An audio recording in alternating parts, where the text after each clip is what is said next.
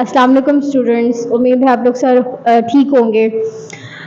आज जो हमारा जो टॉपिक है वो इंग्लिश का मेन टॉपिक है, सबसे ज़्यादा टेंसेस का। टेंसेस के बारे में आपको पता होना चाहिए कि जो टेंस होता है वो किसी ज़माने को प्रेजेंट कर रहा होता है। फर्स्ट ऑफ ऑल हम ये देखेंगे हमारे पास टेंस कितनी टाइप्स के होते हैं। टोटल टेंस होते हैं वो हमारे 3 टाइप्स के होते हैं। First present, second past and third future.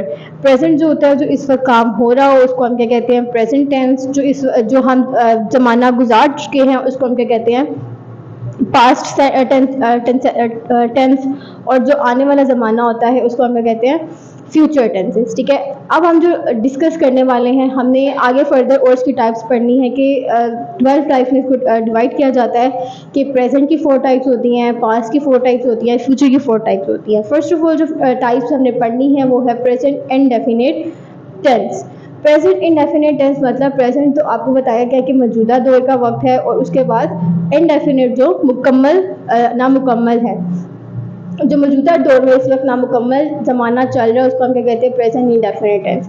अच्छा, आइडेंटिफिकेशन है इसकी, हमें पता कैसे चलेगा ये उर्दू फिक्रे में किस तरह इस्तेमाल होता है, या उर्दू फिक्रे में हमें पता कैसे चलेगा ये प्रेजेंट इंडेफिनिट का टेंस है। तो हमने जब इसको उर्दू से इंग्लिश में कन्वर्ट करना है, सबसे पहले हमें आइडेंटिफिकेशन मालूम होनी चाहिए, इसकी पहचान पता होनी चाहिए कि उर्दू फिक्रे के आखिर में ता है, ती है, ते है वगैरह आता है। ठीक है, जब ये हमें पता चल जाएगा कि उर्दू फिक्रे के एंड पे ये चीज़ आती है, तो ये 3 जो अलामात हैं हमें पता होनी चाहिए कि तीनों की 3 प्रेजेंट इंडेफिनिट टेंस की अलामात हैं। उसके बाद हमें टेंस की तो हमने बात कर ली। टेंस होता है वो जो हम ज़माने के तौर पर यूज़ कर रहे हैं। उसके बाद सेंटेंसेस होता है जो हम जुमले में इस्तेमाल करेंगे, जैसे एफर्मेटिव सेंटेंसेस है, नेगेटिव सेंटेंसेस है और इंट्रोगेटिव सेंटेंसेस है। एफर्मेटिव सेंटेंसेस को हम पॉजिटिव सेंटेंसेस भी कहते हैं, जो सिर्फ सिंपल सेंटेंस होता है, उसमें ना तो आप किसी चीज़ कॉम्प्लेक्स चीज़ को यूज़ करते हैं, सिंपल सा सेंटेंस होता है।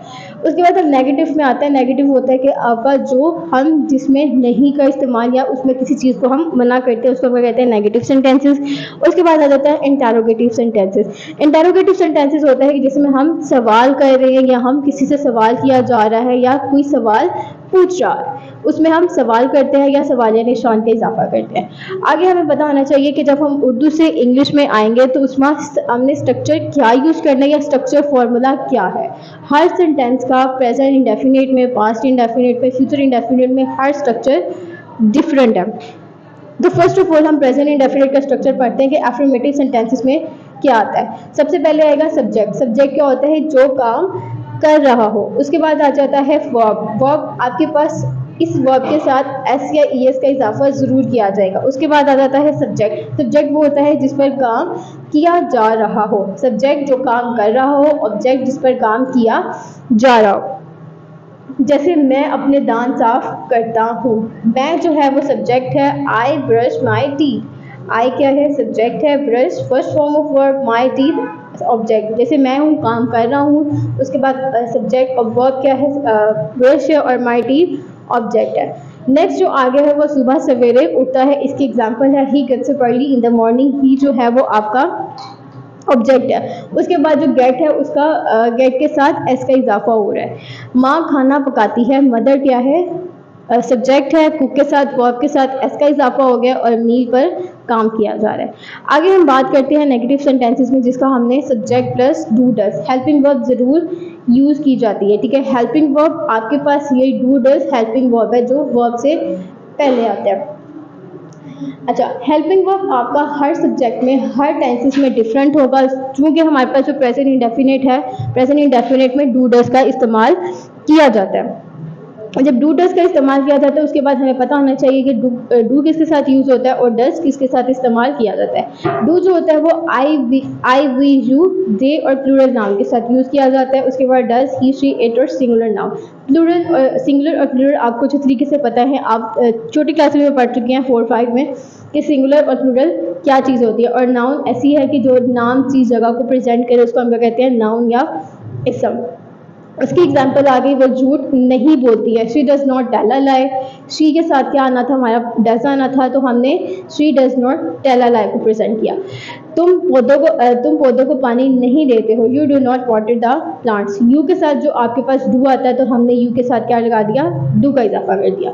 उसके बाद इंटेरोगेटिव, इंटेरोगेटिव तब बनेगा जब हमारे पास हेल्पिंग वर्ब जो थी वो सब्जेक्ट से पहले आ जाए, तो क्या बन जाएगा हमारा सवालिया निशान या इंटेरोगेटिव। तो क्या बन जाएगा, सबसे पहले डू डज आएगा, सब्जेक्ट आएगा, उसके बाद first form of verb plus object. क्या वो बालों को कंघी करती है, does she comb her hair. क्या औरतें कपड़े सीती हैं, do the women stitch the clothes. ठीक है, ये ओवरऑल हमारे पास था जो हमने प्रेजेंट इंडेफिनिट के बारे में पढ़ा, कि हमें पता था कि हमने आइडेंटिफिकेशन क्या करनी थी, उसकी पहचान के बारे में पढ़ा। फिर हमें सेंटेंसेस के बारे में पढ़ा कि इसकी 3 सेंटेंसेस की टाइप्स होती हैं, एफर्मेटिव, नेगेटिव, इंटेरोगेटिव। उसके बाद हमने इसका स्ट्रक्चर पढ़ा, एफर्मेटिव पढ़ा, नेगेटिव पढ़ा, इंटेरोगेटिव पढ़ा। एफर्मेटिव में हमें पता था कि हमने सिंपल एक्सप्लेन करना था, नेगेटिव में नहीं का इस्तेमाल करना था, और डू डज हेल्पिंग वर्ब के तौर पर यूज़ हुआ, और डू डज कहाँ पे हमने यूज़ करना था वो भी हमें पता चल गया। उसके बाद इंटेरोगेटिव आया, जहाँ पे हमें पता था कि यहाँ पे सवाल पूछा जाएगा या सवाल किया जाता है। ठीक है, क्वेश्चन मार्क का इजाफा होगा। अब हम जो नेक्स्ट टॉपिक पे बात करेंगे, नेक्स्ट वीडियो बनाएंगे, वो आपकी होगी पास्ट इंडेफिनिट। Thank you.